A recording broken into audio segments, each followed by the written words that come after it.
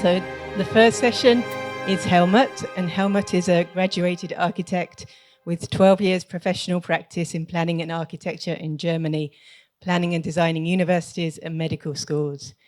He's been in Auroville since 1979, helping to manifest Savitri Bhavan and Grace amongst other buildings.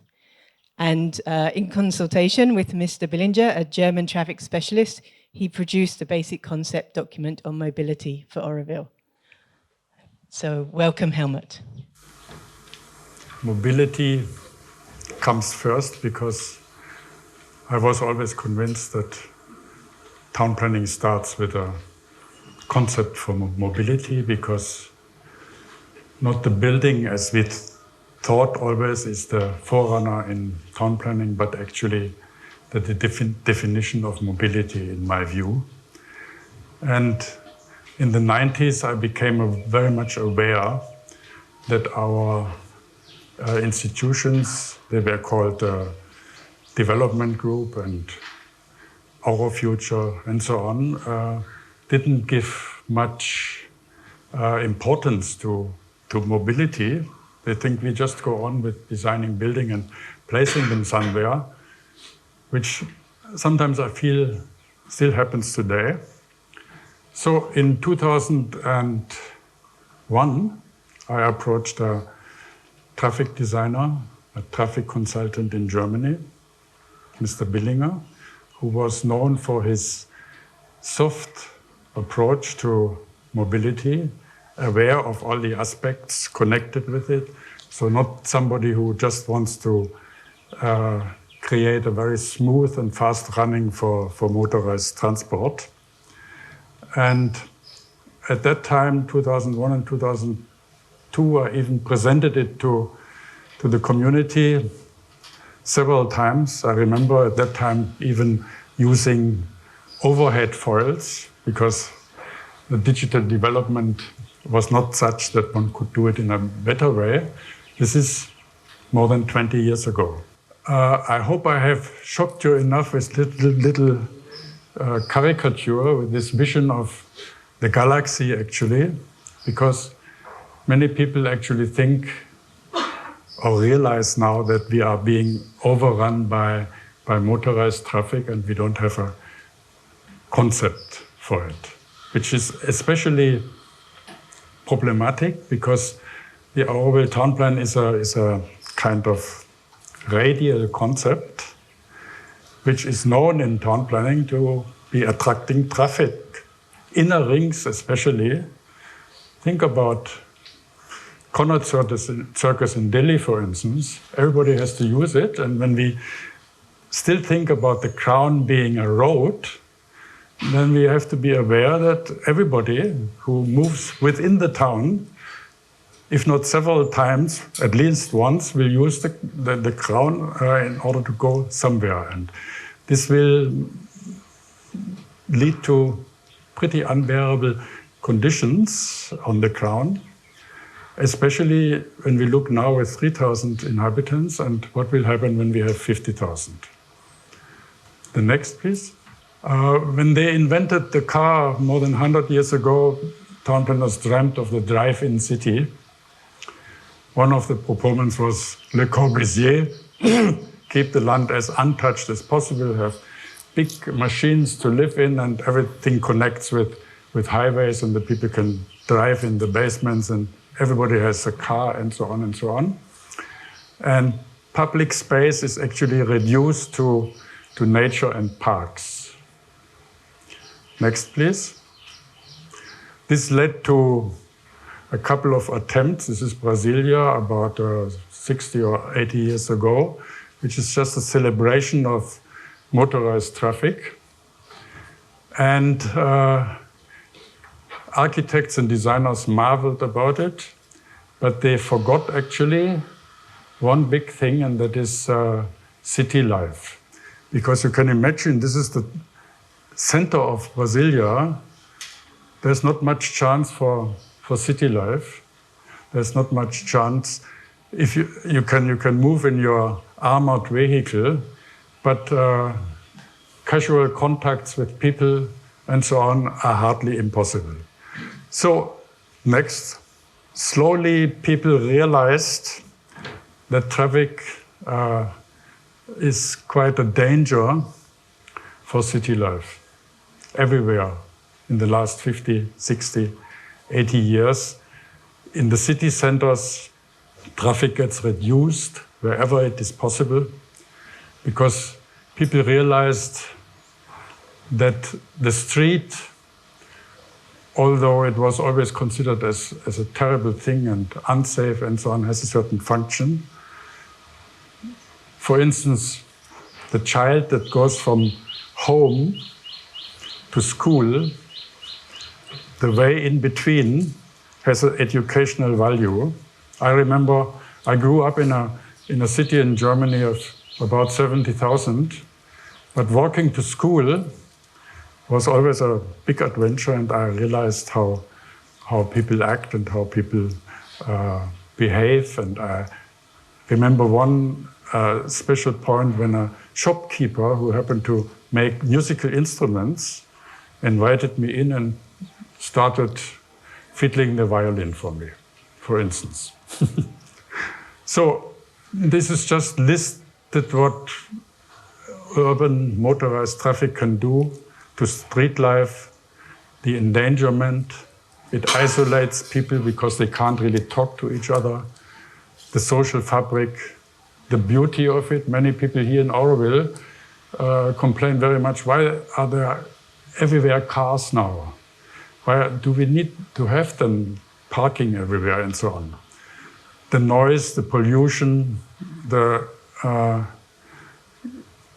global change, the waste and the waste of public funds. We know that in New York, I think 35% of the city area, very expensive real estate, is actually be used for parking. Next. So public space is not only reduced to parks and recreational areas. Next. What I said, there's much which can happen on the streets, although the street got condemned so much as not safe and so on and so on. But here, very informal contacts can happen and so on and so on. And this is something which has to be protected in the city. But it must be safe, of course. You must be able to let down your guard, otherwise you will be overrun by cars or things like this. Next. So this is the complete absence of cars. A lot of possibilities can happen on streets. We still call the Crown a road. I'm always very much taken aback by it. It still happens today. People talk about the Crown Road. And my knowledge of the English language, actually, road has quite a negative connotation. I don't know whether I'm right in this. So, especially in the tropics, when there is shade, the space between buildings is very important. A lot can happen. Not everything has to happen within buildings. And if we design our city accordingly in the Crown, I would be very happy. Next. Yeah, look at the medieval townships, how the absence of endangering motorized traffic, this old friendship between street and building can happen because the building can come close. Whereas when you have a road, highly polluting, noisy and so on, the buildings want to move away from it. Next.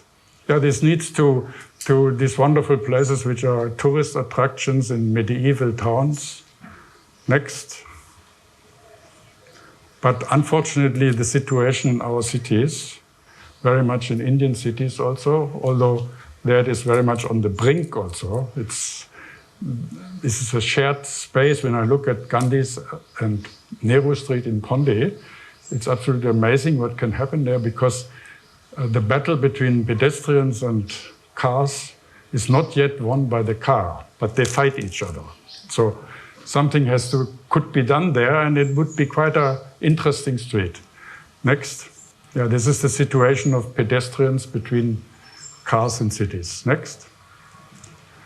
So the mother quoted, inside the town, there will be no car traffic. Small vehicles, electrically moved, running at a speed of about 15 kilometers per hour, will be at the disposal of the inhabitants for going around. But then she added, 4 years later, we do not know. Next. So it's a little bit this controversy. One can have a township like this, which you find here in India very often, the outskirts of Chennai, you know, where the high-rise buildings move away from the roads with fast-moving traffic, or you can have something which is depicted on the left side, an environment which is designed according to, I think Louis Kahn calls it foot and eye, and is very much an optimal space and a safe space for old people and for children.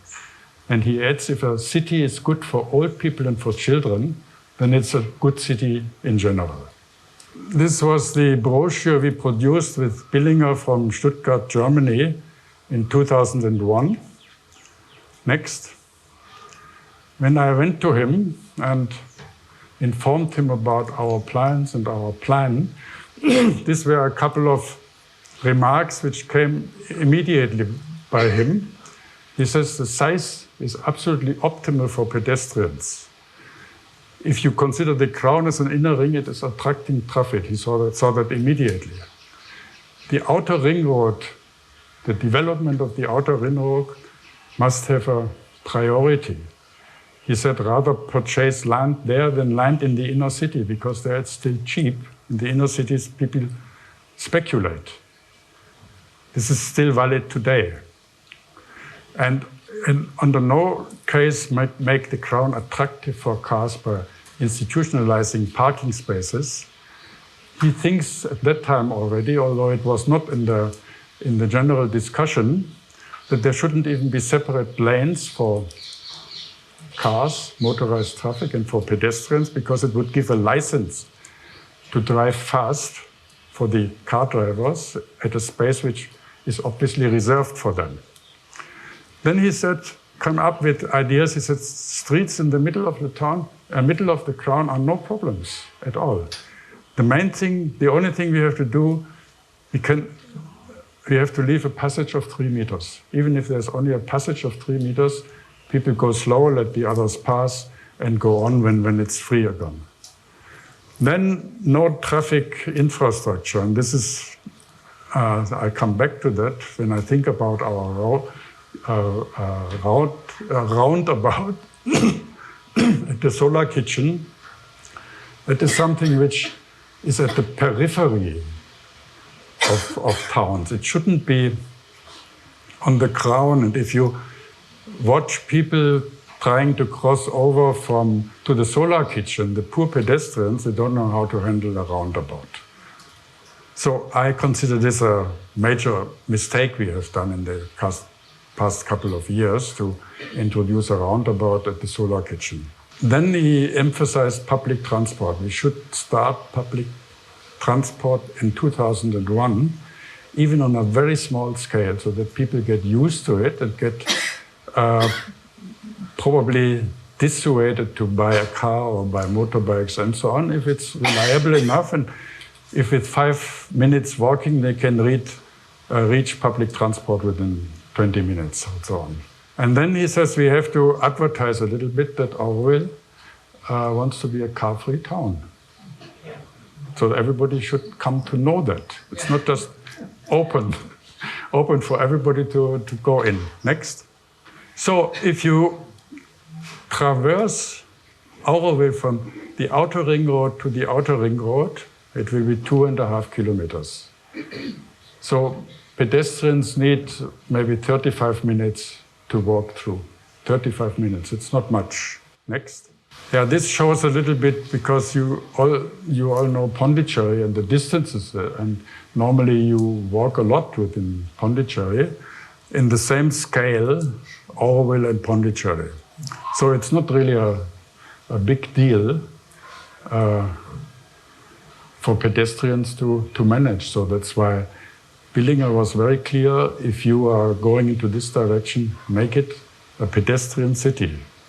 Don't allow these armored vehicles which can wound pedestrians very easily because they don't have anything to fend them off into the town. Next.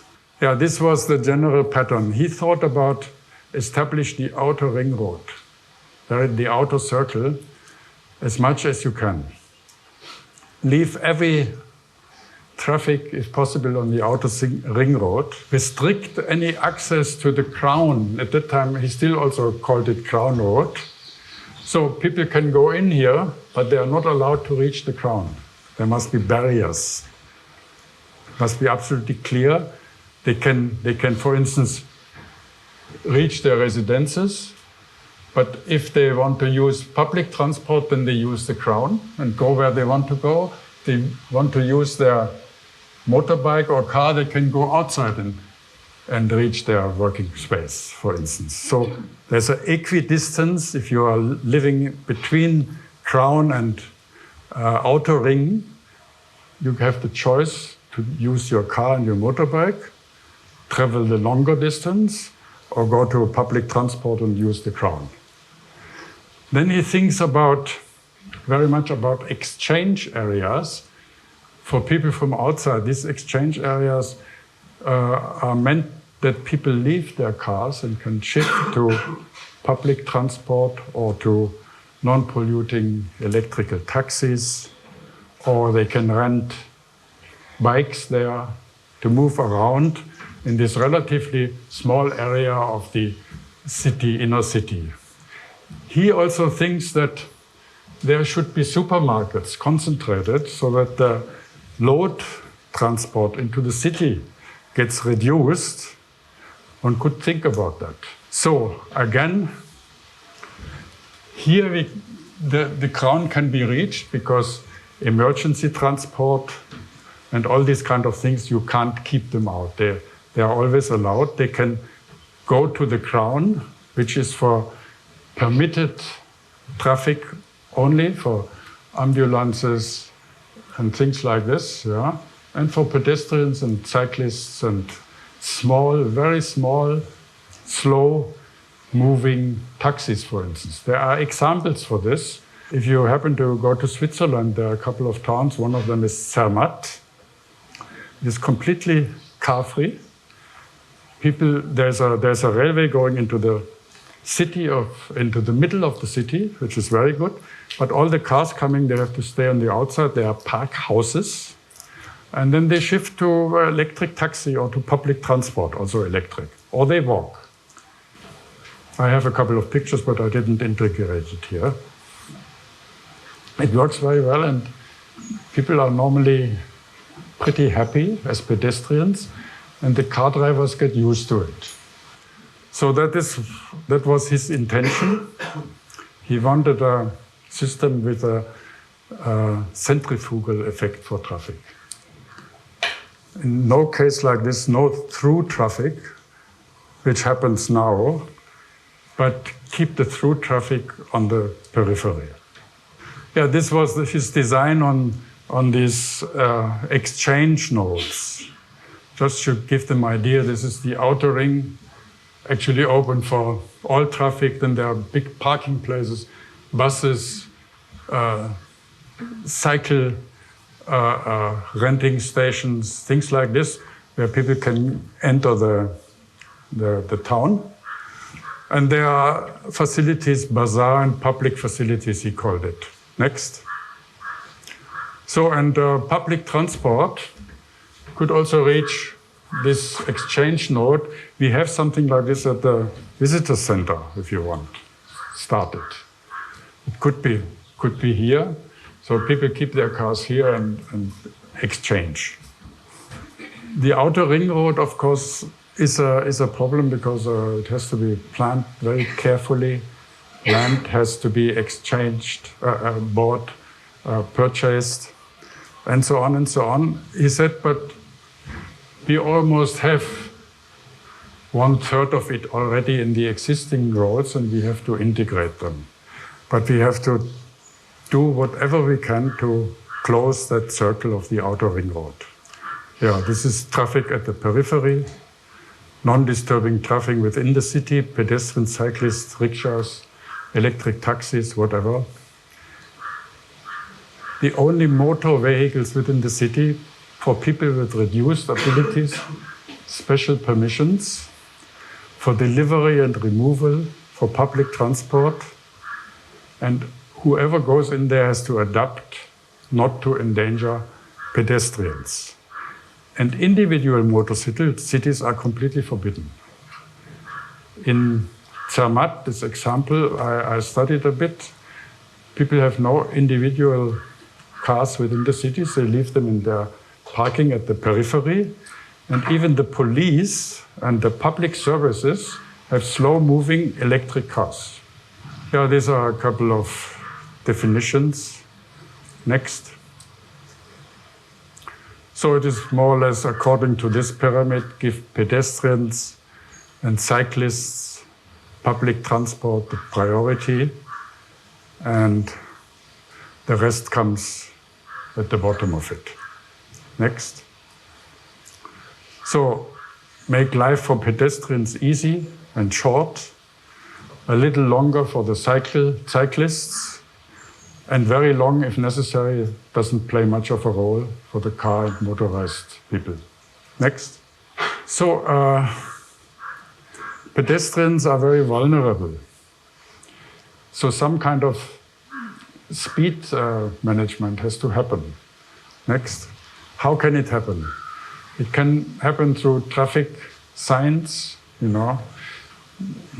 We have many traffic signs that shows 25, and it's meant to be restricted to 25 kilometers per hour, but some people think it is a national highway number 25 or something like that. So, and we can reduce it through planning, which is very important, I feel.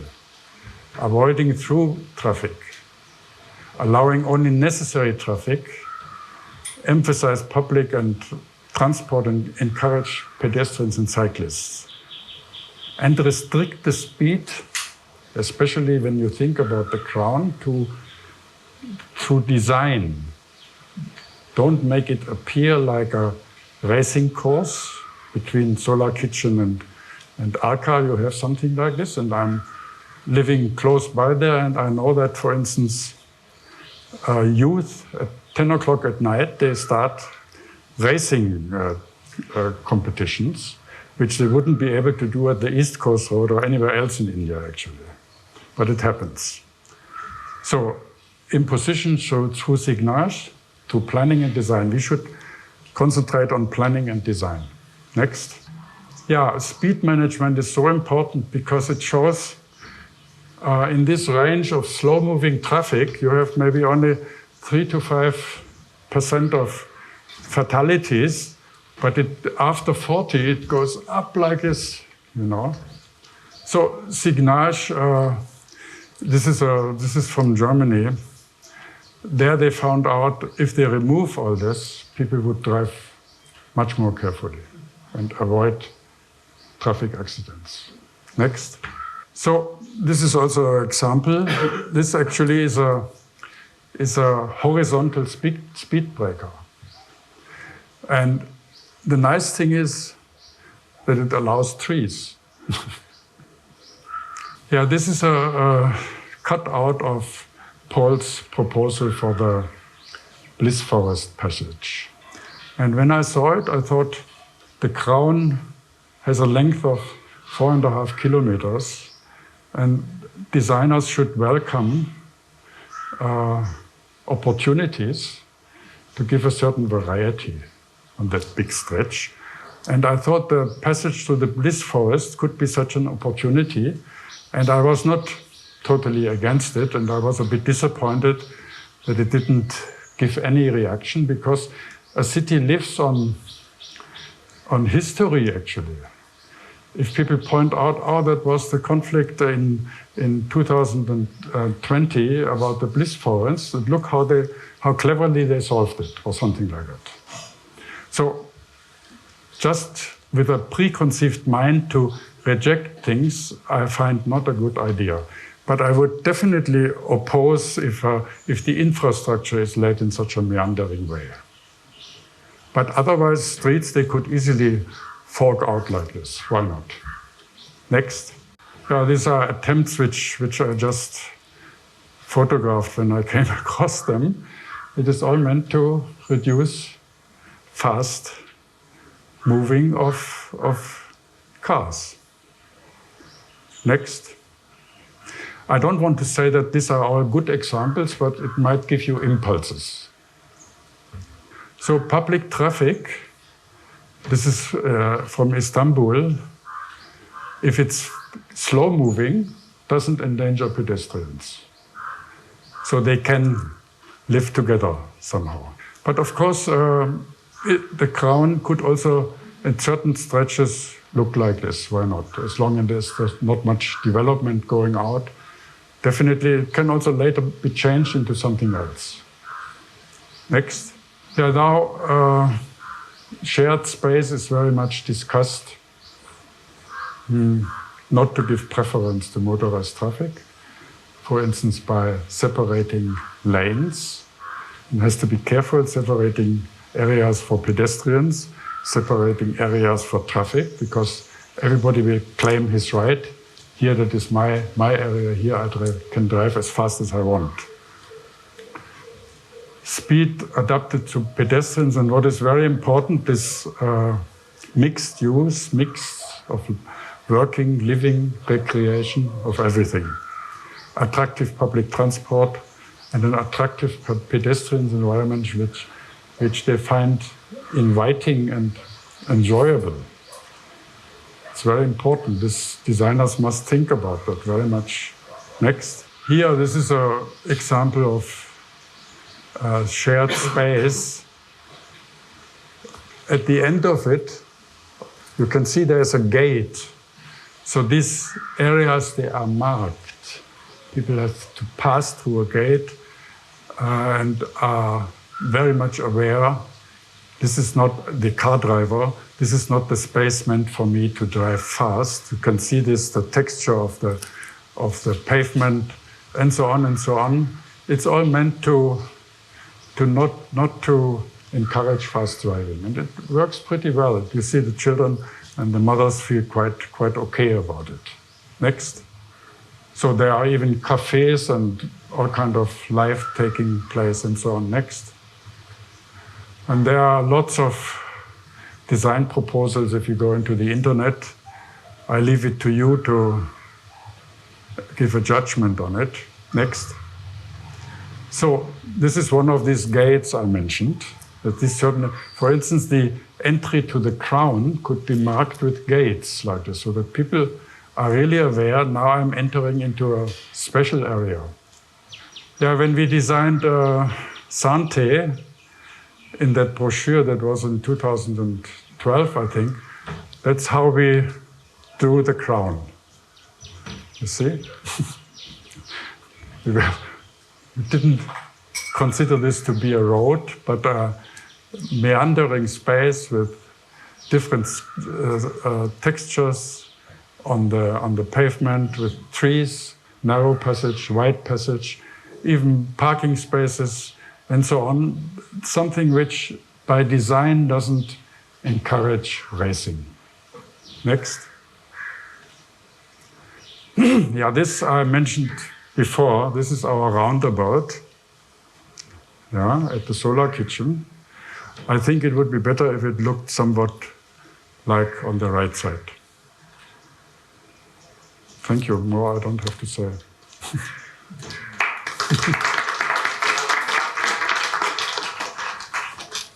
Yeah, in the beginning, Helmut, the question of development, phasing, and the traffic for construction vehicles. That means we need, apart from the final pictures always, we need to see how to organize it on the way to it. That's what I mean. And to find ways to have temporary tracks for the lorries and not interfere with the ideal end result. we had halfway to Grace, we had to unload the bullock cart and carry it up there. This would be a possibility to keep at the exchange nodes, keep at the exchange nodes the storage space for building materials and so on. It has to be organized a little bit. But of course, lorries have to go in if a construction takes place. But this, in many places, has been organized by giving it certain times. In the morning, 7 to 10, and maybe an hour or two in the evening. This works very well. You find in Germany, I know many places where it is like this, where lorries can, Weimar, places like this, there are 70 townships of 70,000. Even now, township is ready, but big lorries can only go in at certain times, and they know it and they adapt to it. Hi, Fabian. I said it before, and I'm very happy that we have you and mobility as the first expert session. And you're very clear that the Crown, as we all want to see it, can only manifest if we somehow put all the traffic which is needed for a city or which goes around the city, that we offload that onto the outer ring. Only, I will not say, you know, this is a process. It's a process. To find out how we do that best. But, okay, so it's clear that the Crown can only coexist with an outside traffic concept like the outer ring. Yes. So now, there it comes into planning now, planning for the future and looking at the existing. When I look at the outer ring, it cuts through villages where we have presently no jurisdiction to go put around the villages. We have key forest parts of which have been growing over the last 52 years. So how do we deal with that? That for me would be the main question. So how do we continue to think of the Crown as we want it, but have no solution as yet on how to deal with the traffic which we have to offload somewhere else? So yeah. I think, yeah. And that would be my question, because we don't have the green belt to, for example, recreate all of the forest patches which have been created. We don't have it. We always read that whatever the Crown and the right of ways occupy only a minuscule percentage of the total city area, but it leaves out the fact that we don't have the green belt to plant again or to create that buffer which is needed. So how do we deal with that questions would be for me. And I'm not asking you to answer that right now, but these are questions which are really important. I can't, but I think a dedicated group in Auroville must be formed to look into the issue Outer Ring Road in detail. How can that be done? Yeah, it doesn't need a perfect circle, not at all, in my view. Yeah. But it has to be done, otherwise the conditions on the Crown and the pressure onto the Crown will become unbearable. Yes, so that is again, no, right now I always compare it with that we are putting the cart before the horse a little bit. No, I mean, planners can do a lot of things. I'm not so pessimistic about this. Yeah, it might be difficult.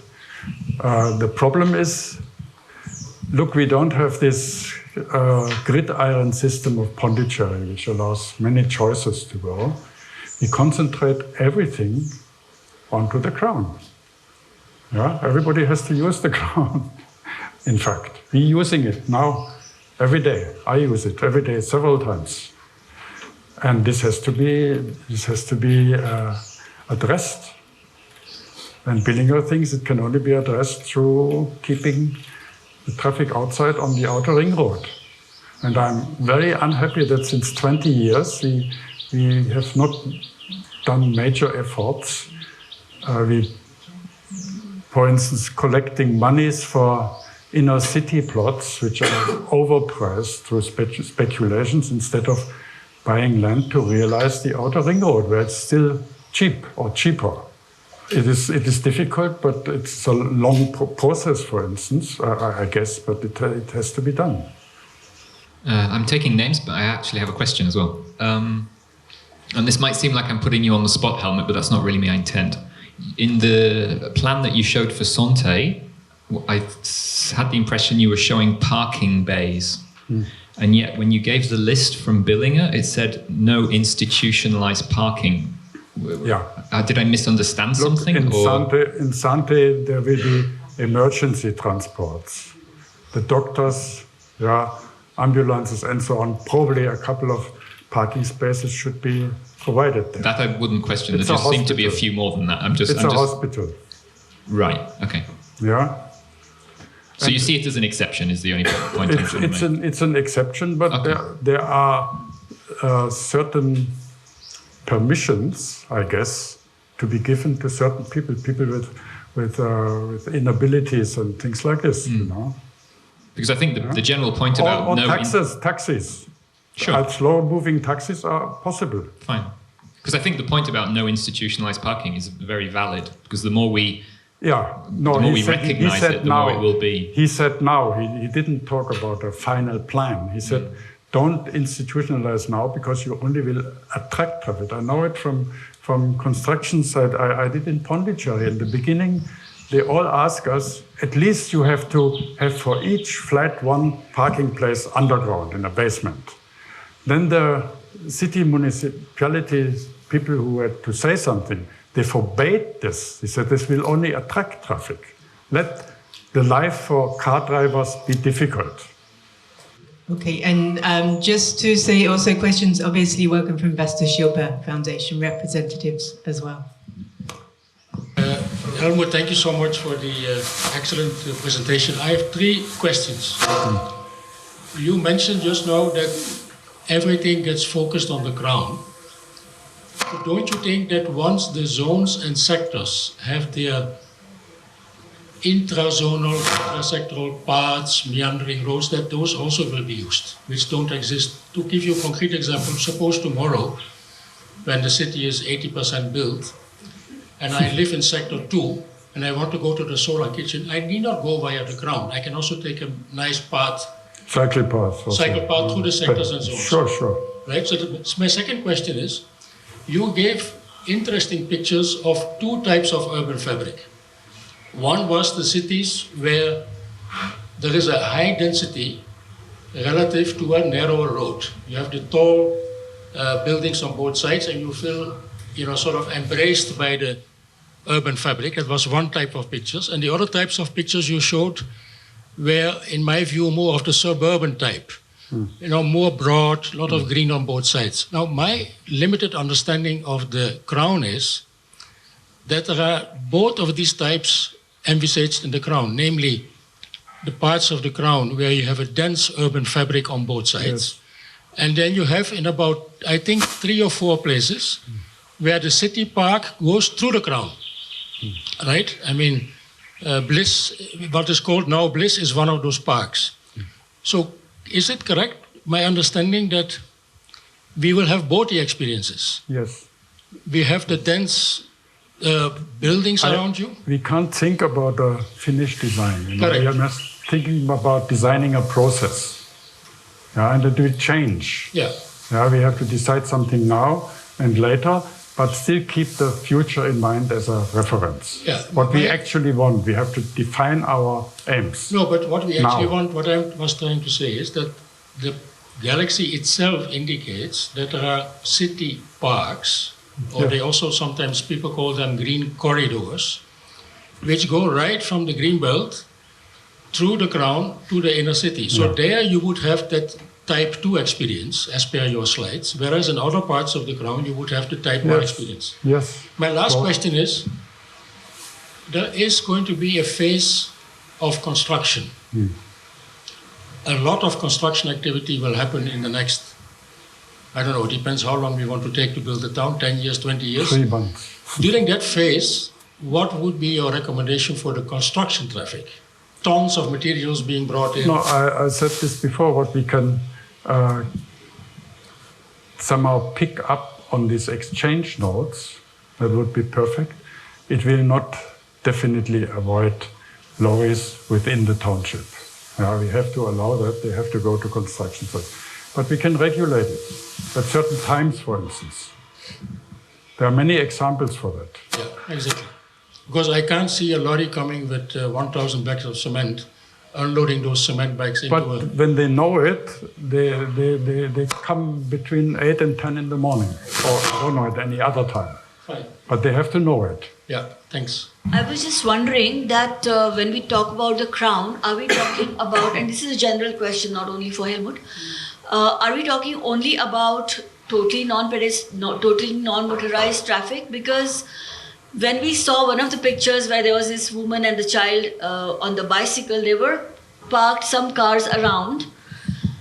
And I had a feeling that it's possible to have slow-moving traffic along with pedestrians, so that there could be, that's why I see even outside of the, I was there when we made the drawing for the health center, and we had kept those parking spaces also because we don't necessarily see town for totally zero mobility by four-wheelers. There could be slow-moving people passing by, people with really small children who want to, or for whatever reasons.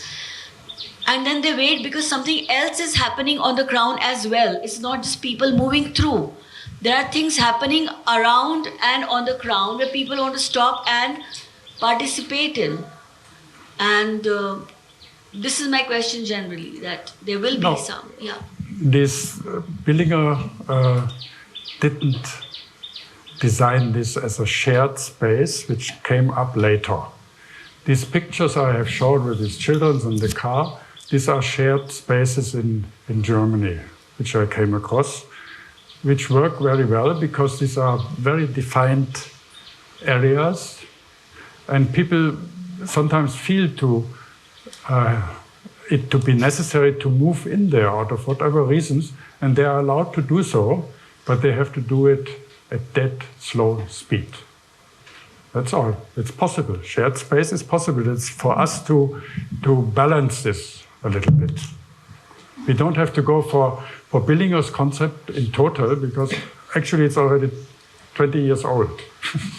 It was the thinking at that time. No, I just want to build on what Shailaja said, because I think in India, actually all our streets are shared spaces. And you gave the idea of Pondicherry, and you said the battle is not yet clear who's winning it, but in Auroville we could make it clear, and it would be an amazing example for the rest of India as well, that we can do shared space in an Indian way, where even some other auto rickshaws and cyclists, and now we don't have bullock carts anymore, but even there could be other cows or whatever can be part of that shared space. So I think we could try that as an example and work it out.